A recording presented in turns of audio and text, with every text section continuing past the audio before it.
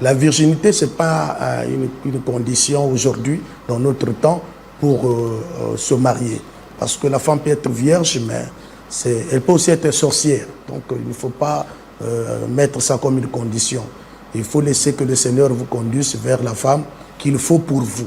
Quand on veut se marier, il y a plusieurs critères, notamment la virginité. Est-ce que la virginité est une condition sine qua non pour se marier? Et que dit la Bible à ces sujets? La Bible dit ceci dans Lévitique chapitre 21, verset 7. Ils prendront point une femme prostituée ou déshonorée, ne prendront point une femme réputée répudiée par son mari, car ils sont saints pour leur Dieu. Et je descends vers le 13e verset. Oui. Il prendra pour femme une vierge. Il ne prendra ni une veuve, ni une femme répudiée, ni une femme déshonorée. Il devait prendre une femme qui était vierge, parce que la virginité était considérée comme quelque chose de sacré. Donc il y avait de la spiritualité dans cette virginité-là. C'est pour cela que le Seigneur avait demandé à ceux qui étaient consacrés au service de Dieu de pouvoir prendre que des femmes vierges. Selon la loi, une fille qui était déviergée était considérée comme déshonorée, dévalorisée, qui n'avait pas de sens. Mais quand Jésus vient, la mort de Jésus, par la croix, a donné à tout le monde la valeur. Même celle qui est déviergée reçoit cette valeur, parce que la Bible nous dit ceci: si quelqu'un est en Christ, il devient une nouvelle créature. Donc dans la nouvelle alliance, même si une fille a été déviergée, le fait qu'elle reçoit Jésus comme sauveur et Seigneur, il devient une nouvelle personne. Lorsqu'on veut se marier, il y a plusieurs critères, notamment la virginité. Est-ce que la virginité est une condition sine qua non pour se marier? Et que dit la Bible à ces sujets? C'est votre émission Religion et Société, encore une fois de plus. Mesdames, Messieurs, bonjour. Et surtout, bienvenue dans cette émission où nous aurons le temps de discuter avec le prophète Ibara Rolouche, qui sera avec nous sur ce plateau.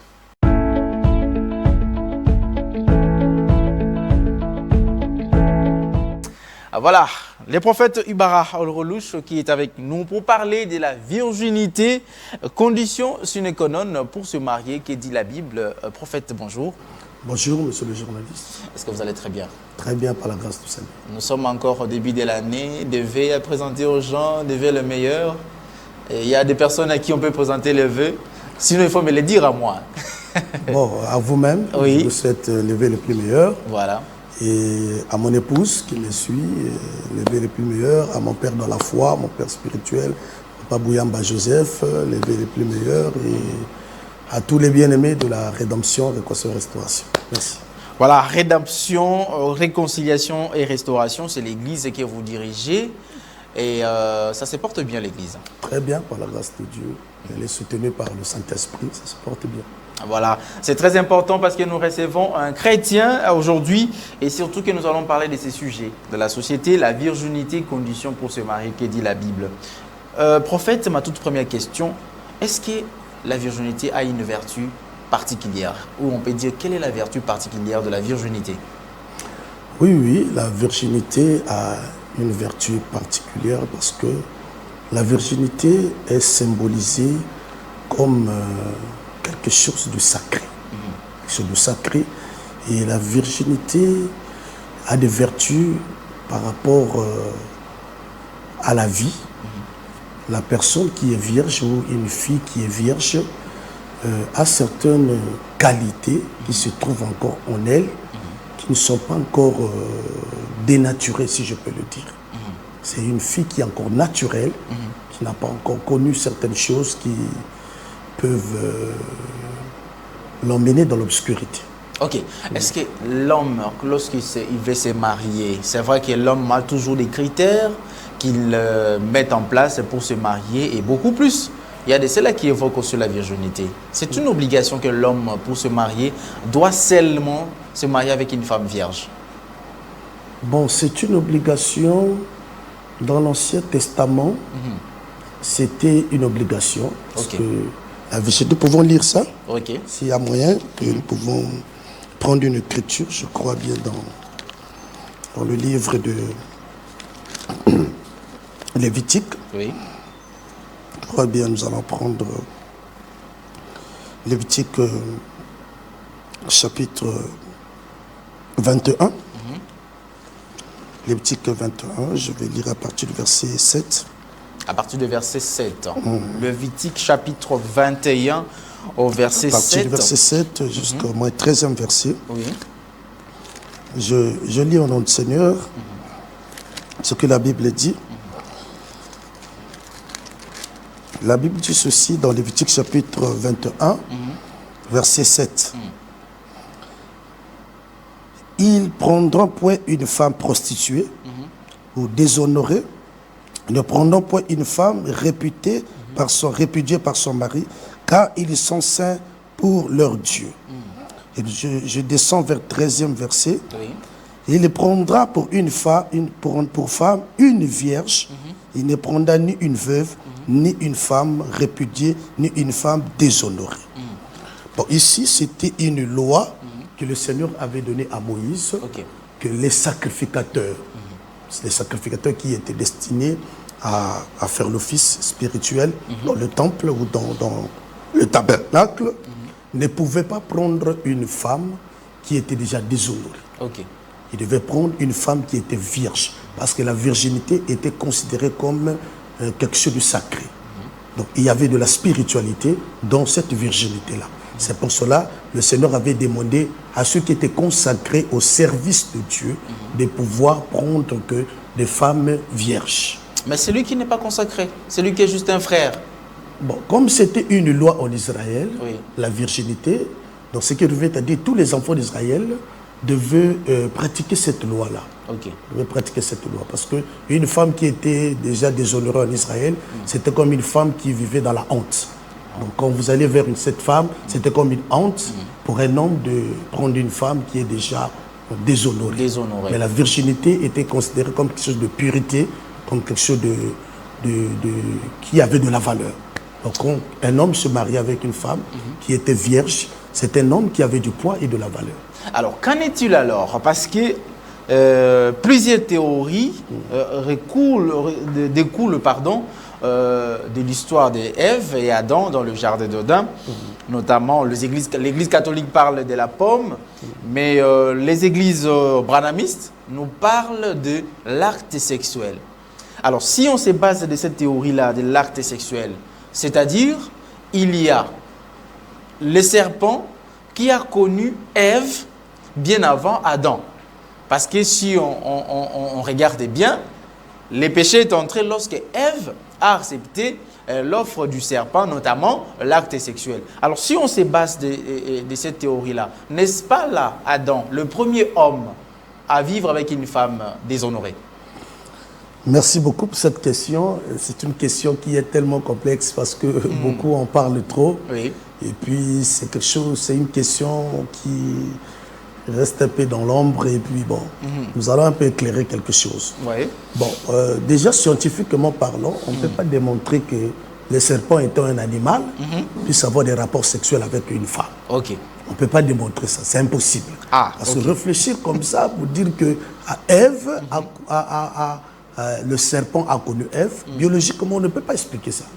C'est impossible.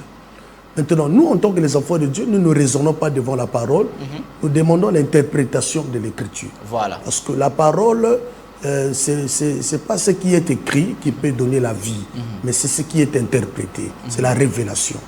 Parce qu'il y a un pourquoi de toutes choses dans la Bible. Alors, le serpent n'a jamais connu Ève sexuellement. Ah bon? Oui. Le péché en question, ce n'était pas le péché sexuel. Ce n'était pas les péchés sexuels? Non, je ne crois pas. Je ne crois pas parce que la Bible n'a jamais dit que le serpent connut Ève. La Bible n'a jamais dit ça.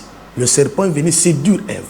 Voilà. Séduire Ève pour pousser Ève à prendre le fruit. De manger le fruit. Et c'est ce fruit-là qui est considéré comme l'acte sexuel? Bon, le fruit, si le fruit était considéré comme un acte sexuel, la Bible aurait tout dit. La Bible n'a jamais dit que c'était un acte sexuel, c'était un fruit. Alors nous, Dieu avait... Le problème ici, ce n'est pas seulement le fruit. Le problème ici, c'est l'intention que le serpent avait. Parce que quand le serpent descend dans le jardin d'Éden, le serpent voulait, en quelque sorte, pas en quelque sorte, voulait éloigner l'homme de la présence de Dieu. L'être que le serpent avait trouvé, l'être, la personne la plus faible, c'était Ève. Ève qui était la personne la plus faible parce que le serpent ne pouvait pas venir vers Adam parce qu'Adam représentait Dieu. Ok. Donc, il doit venir vers la femme qui était faible pour faire entrer la désobéissance afin qu'il trouve l'accès de pouvoir dominer l'homme. Alors, Dieu avait planté 3 arbres, bon, disons 2 arbres. Voilà. Il y avait l'arbre de la connaissance du bien et du mal, il y avait l'arbre de la vie éternelle, et il y avait aussi un arbre dont la Bible a souligné, les figuiers. La Bible a parlé du figuier qui était dans le jardin d'Éden. Dieu va dire à l'homme que l'arbre que tu vois qui est au milieu du jardin, l'arbre de la connaissance du bien et du mal, tu n'en mangeras pas le fruit. Si le jour que tu en mangeras, tu mourras. Tu mourras. Alors, le problème ici, ce n'était pas peut-être le fruit, mais c'est la loi que Dieu avait mis dans l'arbre. Dans l'arbre. C'était la loi. Dieu avait mis la loi. Parce qu'aujourd'hui, les gens s'attellent en parlant du fruit, que non, les fruits, les alagues pommes, les fruits, les alagues locaux. Oui, parce que ceux qui fruits, les alagues qui tournent tout, les fruits, les wapi. Les gens s'attellent sur ça. Oui. Les alagues pommes, les alagues qui... Il y a d'autres qui disent même, comme les alagues dans le jardin, il y a des sexes. Voilà. Donc, mais nous, on ne peut pas réfléchir comme ça. Okay. On ne peut pas réfléchir comme ça. Nous comprenons que l'arbre dans la prophétie ou dans la révélation, ça représente la personne. Ok. L'arbre représente la personne parce que la Bible parle de l'homme comme étant un arbre. Nous, dans la prophétie, nous croyons que l'arbre en question, c'était la loi.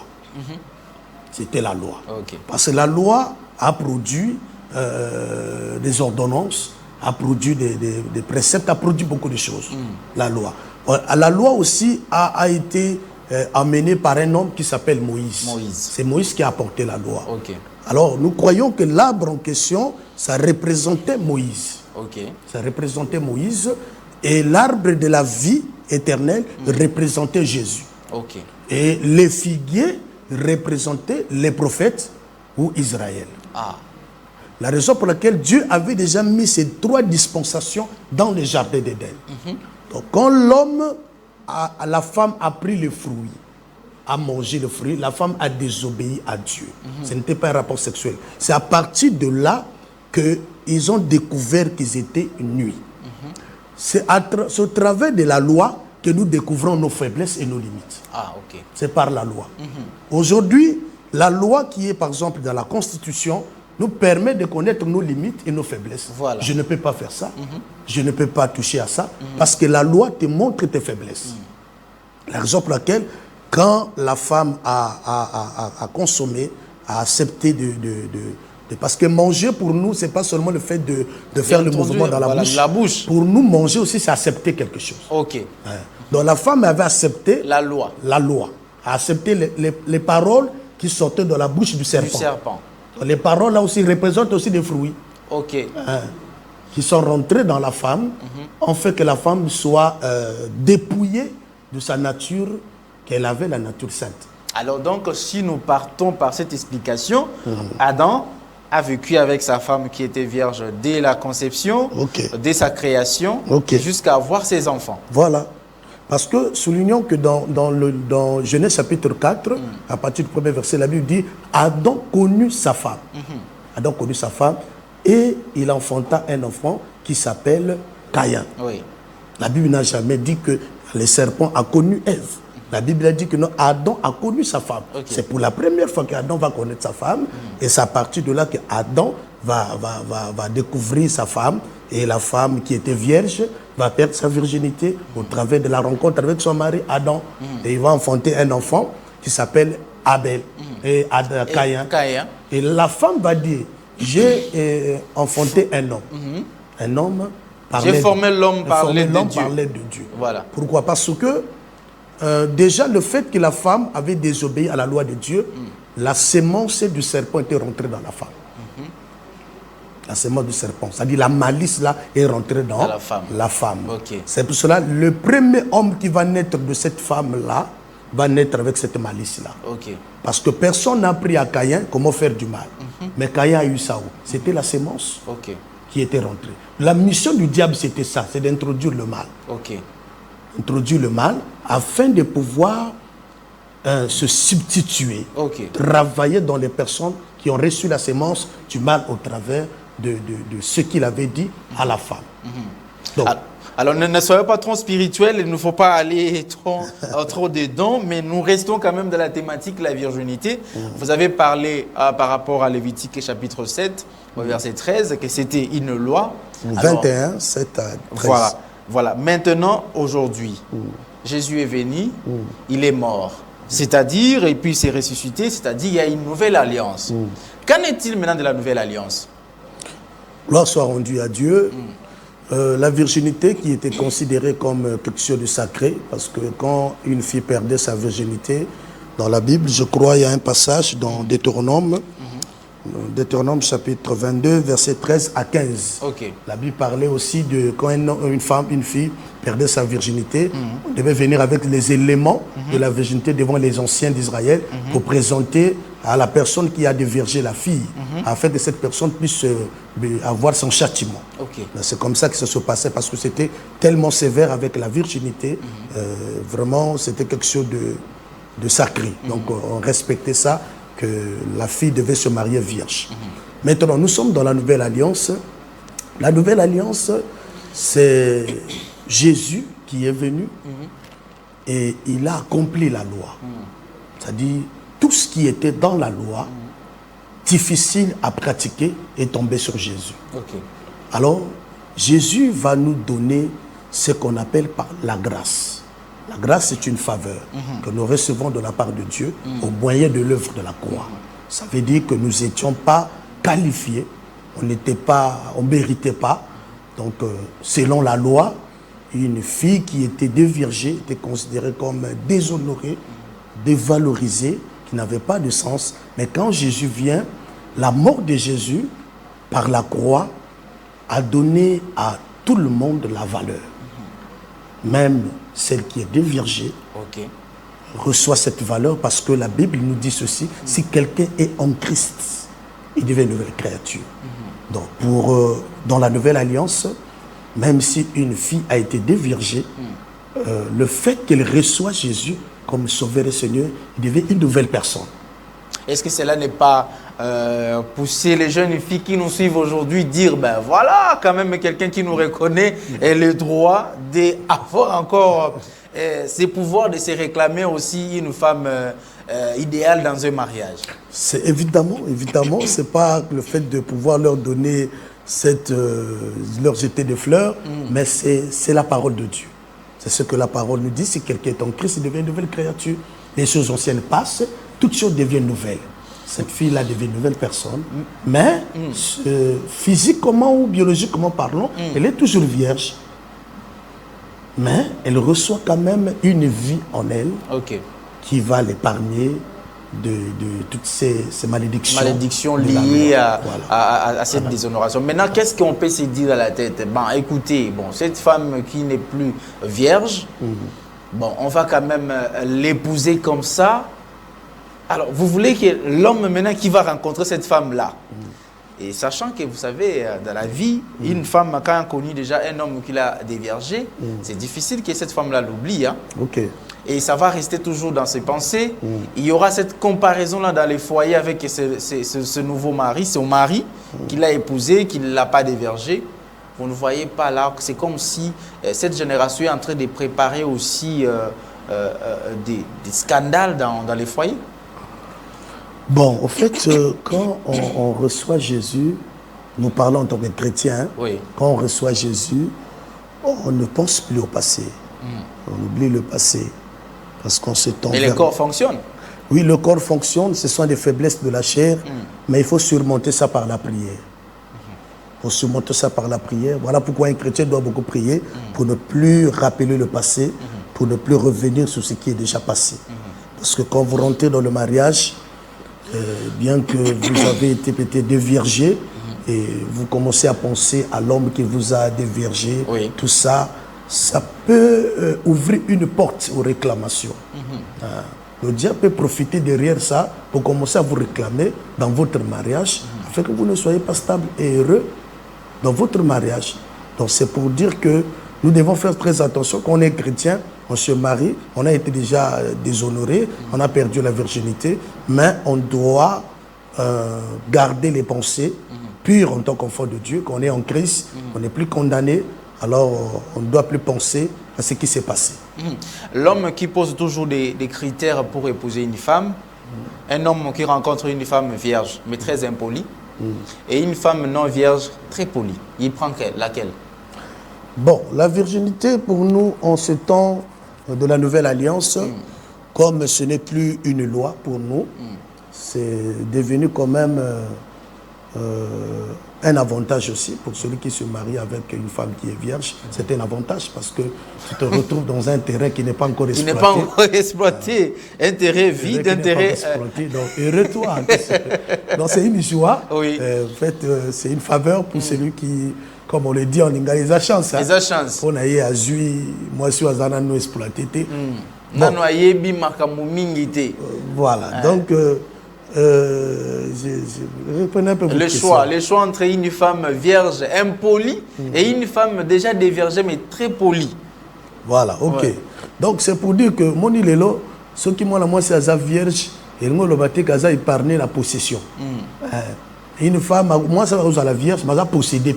Voilà. A possédé na milieu mon mabé. Elle peut soit réclamer dans l'esprit. Parce que l'élo virginité, on a garantir yo présence à Saint-Esprit. Non. Non, la virginité, elle a le rôle, elle a moi valeur moko oyobombi pour la vie na yo. Mais vous avez un caractère mo pe amabe. Vous êtes impoli, vous avez soit mon kakabato, tu es impoli. En plus vous avez peut-être mal éduqué, tout ça. Mais cela ne va pas te donner les avantages dans le mariage. Donc un frère qui va rencontrer une sœur qui n'est pas vierge, mais qui a de bons comportements, qui est poli, tout ça. Mais tant mieux se marier avec une femme pareille que se marier avec une femme qui est vierge pour souffrir dans le mariage. Ok. Voilà. Parce que, excusez-moi pasteur, parce que c'est fort ce que vous venez de dire. Quelqu'un peut laisser la virginité pour aller suivre la soumission. Maintenant, parlons un peu de l'homme aussi. Est-ce que l'homme aussi est obligé de garder la chasteté? Oui. Je vais ajouter quelque chose sur ce que je viens de dire. Tu vois, moi, si je suis vierge, à Otigala, vous allez la virginité. Oui. À Otigala, vous allez la virginité. Oui. À repère de virginité. À repère de virginité. Mais sur virginité, il y a Yolanda qui wana. Yolanda qui a une virginité. Mais à Bungi, si on a un qu'on a une bala wana. Kasi kale impoli. Kasi ce qu'on a un tango à Bungi, si on a sur les plans sexuels, en tout cas, soyons quand même logiques. Sur les plans sexuels, au Yébi qui en tout cas, terrain tellement qui vide. À tous à la ranon à bocacité, à tous à la ranon force c'était, mais il y a une idée qui en tout cas ils allaient rendre beau. Sauf si ce qu'à apprendre pas tout mon sous ma solo quand ils allaient rendre là à apprendre, mais sinon on moins que fierté on a. Ils a bien pour n'arrêter sa moutou na yo. Oyebi que non, oza le gars innocent, oyebi, oui m'dela côté yozali, moi ce zana ya oyebi moutou monsieur tu oza libre, oza na bien, tu es heureux. Mais qui impolité soana, na ba caractère ya mabe wana, et quoi épargner yoté. Et aux alakawana, et puis ça va te faire souffrir. Okay. Parce que le mariage, ce n'est pas seulement la virginité, mais c'est le comportement. C'est ce que la femme doit donner à l'homme comme bonheur, comme joie. Mais ce qui, moi, si, à zopé sur ma chagrin, ma problème, attaque aux vierge, attaque aux oies terrain, exploité. Mais ma chagrin, tu ne seras pas heureux dans ton mariage. Ok. Donc voilà pourquoi c'est important de regarder le comportement, les vertus, les qualités, parce que c'est un long chemin. Qui n'est pas trop se baser juste sur le contenu physique de la mais il faut voir aussi la moralité, le vertu et tout qu'on sort. Maintenant, parlons de l'homme. Est-ce que l'homme aussi doit garder sa chasteté ou bien lui aussi, on peut dire, ben voilà, je l'ai aussi perdu, et bien voilà, on connaît maintenant Jésus. Pardonnez-moi Jésus parce que même si je suis tombé avant, mais aujourd'hui, après la croix, tout est pardonné. Vous savez, la chasteté pour un homme, c'est un pouvoir. C'est une puissance. Un homme qui est chaste, un homme Parce que même dans l'Ancien Testament, il y avait des gens qu'on appelait les eunuques. Et ces gens-là, c'est des gens qu'on mettait dans la cour du roi. C'est des gens qui restaient pour garder la cour du roi. Et c'est des gens qui n'avaient pas de sentiments biologiques, qu'on avait encastrés, des gens qui n'avaient pas de sentiments. Et ces gens-là, c'était des gens forts et c'est des gens puissants. Ok. Et déjà sur le plan spirituel, quand vous vous préservez, vous êtes chaste, vous développez en vous certaines vertus qui sont même spirituelles. Et ça vous permet d'avoir une certaine sensibilité, de connaître et de comprendre certaines choses, et puis de capter certaines choses qui sont qui échappent au contrôle des êtres, des humains. Donc la chasteté pour un homme, c'est très important. C'est un pouvoir, parce que déjà quand vous perdez cette chasteté-là, vous savez, dans le domaine des rapports sexuels, il y a la transmission des caractères et des comportements ou de certaines choses spirituelles qui se transmettent. Le rapport sexuel, ce n'est pas seulement le plaisir. On se transmet des caractères, des comportements. Exact, exact. Déjà, vous allez remarquer un garçon qui était chaste, qui était poli, sérieux, bien. Mais dès qu'il découvre ce domaine-là, vous voyez que le garçon devient poli. Il devient barbare. Il devient bizarre. Azub le Congo. Quand monsieur Azouango na moi transmettre un comportement, un caractère. Et puis, directement à baby. Donc, pour dire que chasteté pour un monde mobile, c'est très important, c'est très capital. Mais c'est un pouvoir. Pourquoi dans la loi on n'insiste pas sur la chasteté de l'homme, mais on se base plus sur la femme? Parce que l'homme, à l'époque, par rapport à la loi, l'homme était tout puissant, l'homme, on ne pouvait pas le toucher, c'est seulement la femme qu'il fallait à tout moment gérer sous ces points-là. Bon, déjà dans l'Ancien Testament, je crois que l'apôtre Paul en a parlé, hein. Il a parlé, il a dit que ceux qui ne vont pas se marier font bien, font plus bien que ceux qui vont se marier, parce qu'ils auront des tribulations. C'est-à-dire, pour Paul, tant mieux rester comme ça que d'avoir une femme, parce que servir Dieu sans avoir un fardeau, avoir une femme, c'est plus meilleur que d'avoir une femme, parce que de temps en temps, il faut faire ceci, il faut faire comme ça. Vous encouragez le pasteur Moïse Mbi, en tout cas? Non, je n'encourage pas, parce que quand vous dirigez une église, vous devez être marié. Je n'encourage pas, il faut être marié pour être un exemplaire, un exemple, un modèle pour le fidèle. C'est important, parce que même l'évêque, la Bible dit, peut être marié. L'évêque, c'est celui qui dirige le peuple de Dieu. Être marié, je n'encourage pas, je n'entre pas dans le polémique. La virginité, une condition sine qua non pour se marier, que dit la Bible. C'est de ça que nous sommes en train de parler avec le prophète Ibara Roluche, qui est responsable de l'église La Rédemption, la Réconciliation, la Restauration, une église qui est basée à Brazzaville, donc du Congo d'en face. D'ailleurs, nous saluons à tous nos frères du Congo de Brazzaville. Nous vous saluons, nous vous aimons beaucoup, parce que les deux Congos, nous sommes tous un seul peuple. Alors, prophète, est-ce qu'il faudrait aussi, si je touche cette question-là, parce que vous êtes prophète, un homme veut se marier, c'est très important qu'il attende quand même un message d'un prophète, d'une prophétie, pour s'assurer vraiment que cette femme-là est sa femme. Bon, c'est important, mais il ne faut pas se marier à base d'une prophétie. C'est très dangereux. Il ne faut pas se marier à base d'une prophétie, parce que toutes les prophéties qui peuvent être données ne viennent pas du Seigneur. Du Seigneur, ok. Parce que le mariage, c'est d'abord le cœur. C'est d'abord le cœur, c'est d'abord le choix que vous êtes en train de faire. Pourquoi? Parce que dans la Bible, le jour que Adam a mangé le fruit que la femme lui a donné, Dieu va poser la question à l'homme. Dieu pose la question à l'homme que pourquoi tu as fait ça? L'homme répond, c'est la femme que tu m'as donné. Donc l'homme donne la responsabilité à Dieu. Ah, donc Nzamba Monique, non, bon, na boïna la condamné encore par l'homme, donc ma cambo mariage na tiki na. Donc Dieu laisse l'homme devant son Nzamba boïna ma cambo. Ok. Nzamba mudaponi la kingaï. Mais c'est intéressant. Donc c'est un peu ça. Donc Nzamba en tout cas, ce sont des problèmes de sentiments. Moni mutu mususu azana bandoto na yazolota par rapport makanisi ya zanango et puis eza bat mususu pe diable pas ko orienté pe na ndenga babe envoûté pe mutu moko pe le roi prophète yo mona prophète mais diable muta envoûté pour ka be sa destinée na yo puis batindi yo mwasi moko wa mabe et puis autant au côté ce qu'on a libala ngo mutu nzambe muta lobaka ce n'est pas Dieu. OK. C'est un problème de choix. Il faut faire le choix. Il faut faire le choix. Quand vous faites le choix, il faut se mettre le choix entre les mains du Seigneur. Ah, OK. Si Dieu apprécie votre choix, gloire à Dieu. S'il n'apprécie pas, il faut laisser. Mais comment le savoir? Comment le savoir si Dieu doit apprécier pour ne pas tomber dans la volonté permissive? OK. Je crois, là nous allons nous baser dans la Bible. Il y a le serviteur d'Abraham qu'Abraham va envoyer pour aller chercher la femme de son fils qui est Isaac. Lorsque cet homme arrive près du puits, là où passaient les femmes pour aller puiser l'eau, l'homme fait la prière. Il dit, Seigneur, je veux que la femme, parmi les femmes qui vont passer ici, que la femme qui va prendre de l'eau, qui va me donner de l'eau, qui va aussi donner au chameau, celle-là sera la femme de ton serviteur Isaac. L'homme a fait la prière. Maintenant, il est en train d'observer. Il y a une femme qui est arrivée, Rebecca. L'homme a demandé l'eau. La femme a pris l'eau, a donné à l'homme. L'homme n'a rien dit. La femme elle-même, elle a dit, je vais aller puiser de l'eau pour tes chameaux. Pour tes chameaux. Dès que l'homme voit ça, il comprend que sa prière a été exaucée. Et donc c'est la femme à question. Voilà, c'est la femme. Donc on peut demander à Dieu des signes. Montre-moi ça, montre-moi ça, montre-moi ça.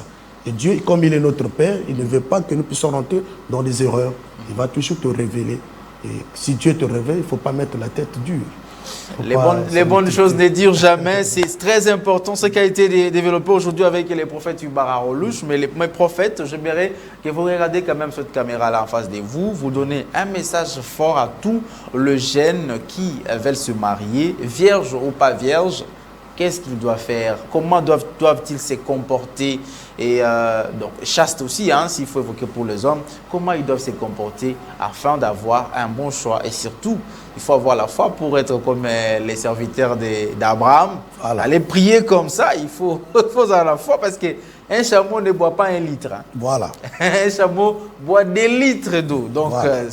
Alors, le message à toute la jeunesse. Merci beaucoup. Ce sujet est très important pour vous qui nous suivez. Le mariage, c'est tout un parcours, un chemin. Donc, il ne faut pas être pressé. Il ne faut pas être pressé pour entrer dans le mariage. Il faut d'abord avoir un sens de responsabilité. Le mariage, ce n'est pas pour les enfants, mais c'est pour les gens qui sont déjà matures. Et puis, pour vous, les frères qui sont un peu dans... qui ont encore la pensée de pouvoir chercher toujours des femmes qui sont vierges. La virginité, ce n'est pas une condition aujourd'hui, dans notre temps, pour se marier. Parce que la femme peut être vierge, mais elle peut aussi être sorcière. Donc, il ne faut pas mettre ça comme une condition. Il faut laisser que le Seigneur vous conduise vers la femme qu'il faut pour vous. La raison pour laquelle, en tant qu'enfant de Dieu, quand vous êtes en train de vouloir chercher une fiancée ou quelqu'un à qui vous pouvez vous marier, priez, demandez au Seigneur que sur votre chemin, que vous ne tombez pas sur une personne qui peut détruire votre vie dans le futur. Donc c'est très important de prier, de demander au Seigneur parce que par la prière, le Saint-Esprit va orienter vers vous la personne qu'il faut pour vous. Merci beaucoup. Merci beaucoup, prophète Ibara. Je suis très ravi de vous recevoir. Je pense que nous aurons encore cette occasion pour vous recevoir et parler d'autres sujets et pour édifier surtout le peuple de Dieu. Merci. C'était l'émission Religion et Société avec la thématique la virginité, conditions sine qua non pour se marier, qui dit la Bible. Et c'est de ça que nous avons développé dans cette émission avec le prophète Ibara Rochelou. Et il est responsable de l'église Rédemption, Réconciliation et Restauration qui est basée à Brazzaville. Et donc moi, Hervé Papier Agamba, je vous dis merci de nous avoir suivis. Merci à Jusema Vouba, Junior Bemba, également Richard Vouidi, Christian Bakapika et Jonas Miga. Nous disons également merci au directeur des programmes Tristan Énergie et Lélo et le réalisateur ou directeur des productions. Nous disons également à M. César Bassaï qui nous disons merci, mais pourquoi pas à M. Charles Mouzadi et surtout au patron de la PES Télévision, M. Patrick Ngandou Chiyoyo, à qui nous disons toujours merci et surtout les meilleurs vœux à lui et à sa famille. Merci de nous avoir suivis. Les rendez-vous, toujours même chaîne, même heure. Au revoir.